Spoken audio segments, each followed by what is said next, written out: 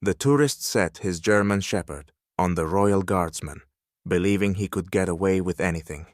But one whistle changed everything. The dog froze, and the arrogant man became the laughingstock of the crowd. A bright morning.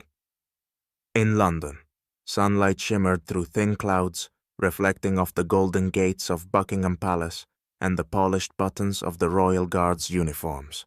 Around the palace, the usual tourist hubbub filled the air, the click of cameras, the murmur of conversations, and the calls of tour guides. William Hunt stood firmly at his post. Tall and well-built, he embodied discipline. The bearskin hat, his stern expression, and the flawless fit of his uniform gave him an aura of majesty. His motionless presence drew eyes, stirred admiration, and at times provoked mischief.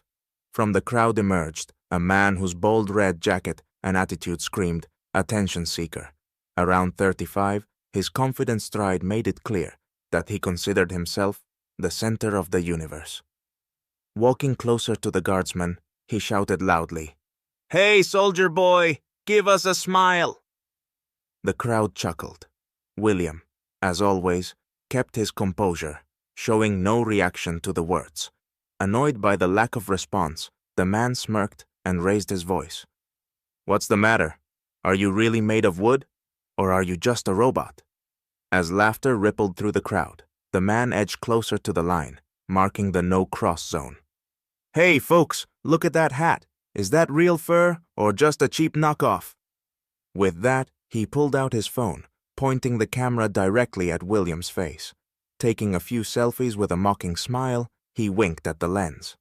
"All right, who wants to snap a pic with this statue?" The crowd began whispering. Some kept laughing, others pulled out their phones to record, while a few turned away, disapproving. The man introducing himself as Brian clearly thrived on the attention.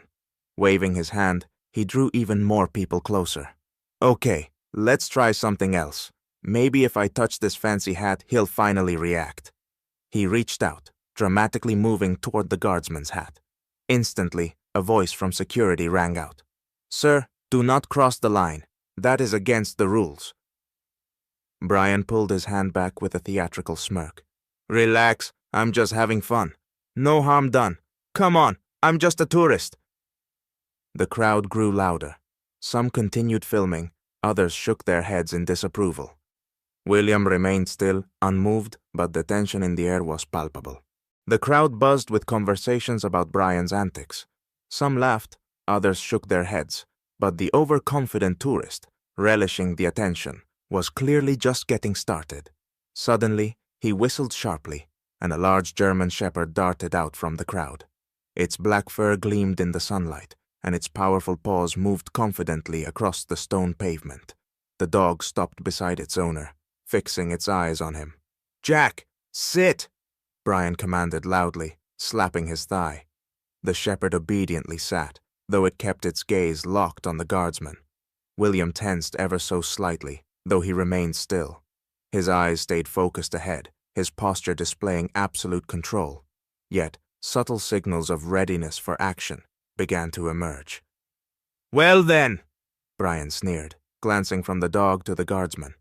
"Let's see if this statue can finally react. Jack, attack!" The shepherd leapt forward, snarling and baring its teeth.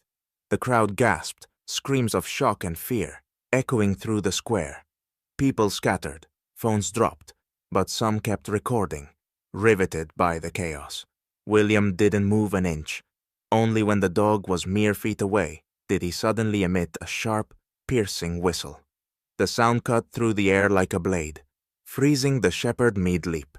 The dog stopped so abruptly that its front paws skidded across the stones. It stood still, then tilted its head in confusion, slowly sitting down, as though obeying an invisible command. For a moment, silence fell over the square. It was as if someone had muted the world. William remained in his stance, motionless, but his head turned slightly toward Brian. His voice, low and measured, rang out clearly for all to hear. "Your dog deserves more respect than you." The crowd's reaction was immediate. Applause erupted, laughter followed, and someone shouted, "Brilliant! Well said!" Brian froze, His smug smile vanished, replaced by a flush of embarrassment. His face turned red with anger as he looked from the calm dog to the implacable guardsman. "You think you're better than us?" he yelled, striding forward. His steps echoed loudly as he crossed the white line, marking the boundary. "This is just a costume, a silly tradition. I paid for this show, and I'm going to get it."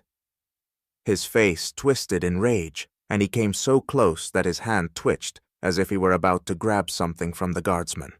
The crowd, alarmed, began shouting, "This is too much! Someone stop him!" But Brian seemed to have lost all sense of boundaries. "You're just a clown in a hat. Think you're a symbol? I could buy 10 of you for a few quid." Still, William didn't move. His silence seemed heavier than anything Brian could say. The crowd watched, breathless, as the tension reached its breaking point, everyone knowing that something was about to happen. Brian continued to rant, gesturing wildly and shouting about his tourist rights. His face, flushed with rage, was mere inches away from William's stern and impassive expression. The guardsman, as always, remained still, though the tension around him was palpable. From the opposite end of the square, a palace security officer began making his way through the crowd. Dressed in a sharp uniform, with the distinctive insignia of the Royal Guard, he walked with a calm and confident gait. Approaching Brian, he arrived just as the tourists shouted louder, "I paid for this show! Where's my entertainment? This clown isn't even trying to impress me!" The officer gently placed a firm hand on Brian's shoulder, prompting him to turn around. "Sir," he said in a calm yet commanding voice, "your actions are disrupting public order. I must ask you to stop." Brian wrenched his shoulder away, dramatically, letting out a loud snort. "Stop? Stop what? I'm just enjoying my trip. These guards are here for us tourists, or do you think I came all this way for nothing?" The square fell silent. What had moments ago been filled with laughter and chatter now bristled with tension. Every eye was fixed on the officer and Brian. Even the dog seemed to sense the shift, lowering itself hesitantly onto its paws and watching closely. The officer paused for a moment before speaking loudly and clearly. "Sir, if you continue this behavior, I will have no choice but to detain you for violating public order and threatening a secured site." The officer's words landed like a thunderclap. The crowd began whispering. Some pulled out their phones to record. "What do you think you're doing?" Brian shouted, completely losing his temper. "It's just a joke. Your traditions mean nothing. I have the right to do whatever I want." The officer remained unfazed. Slowly, he took out a radio and spoke briefly into it, without breaking eye contact with Brian. Moments later, 2 more guards appeared and began moving toward the scene. The crowd erupted into chatter. "Good, get him out of here," someone yelled. "Traditions matter. We don't need people like him," another voice added. William continued to stand motionless, observing the scene from the corner of his eye. His upright figure seemed even more majestic amid the escalating drama. "He's just standing there," someone from the crowd shouted, clearly in support of the guardsman. "That's exactly how it should be, keeping his cool, unlike that fool," came another voice from the side. The crowd's sentiment began to shift. Those who had initially laughed at Brian's antics were now rallying behind William. "Leave him alone," a woman holding a child shouted. "He's doing his job." Brian glanced back at the crowd, now far less friendly. His face went pale, and he opened his mouth to respond, but the words got caught in his throat.